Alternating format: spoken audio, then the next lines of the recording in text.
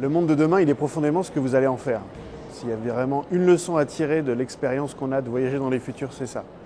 Demain, c'est une terre vierge et il y a tout à faire parce qu'il n'y a aucun de nos anciens outils qui sont adaptés face aux enjeux qui sont à venir. Alors ça peut faire peur au début, mais on peut le prendre ça comme une vague d'enthousiasme et de liberté. Jamais dans l'histoire de l'humanité, on a eu autant de potentialités pour réinventer notre monde.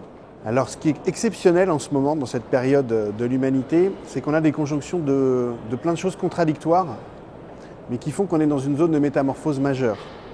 C'est-à-dire qu'on a à la fois un certain nombre de tipping points, de seuils critiques au-delà duquel, de toute façon, on n'aura d'autre choix que de changer. On a une nouvelle puissance, qui est la puissance numérique, qui permet tellement de choses fantastiques.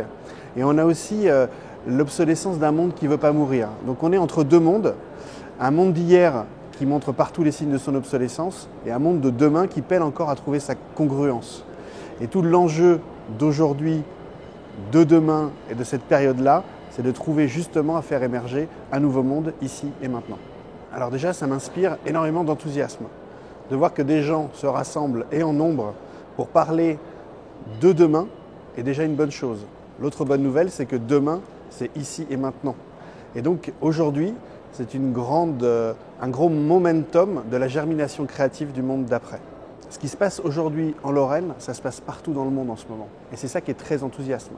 C'est que la germination créative à Rio de Janeiro, à Bangalore ou à Jakarta, c'est de la même chose. C'est des explorateurs du monde de demain qui essayent de réinventer finalement leur manière de penser. Et quand on voit en plus qu'ils produisent des nouvelles réalités comme on en voit ici à Innovation Responsable, on voit que le nouveau monde est déjà là.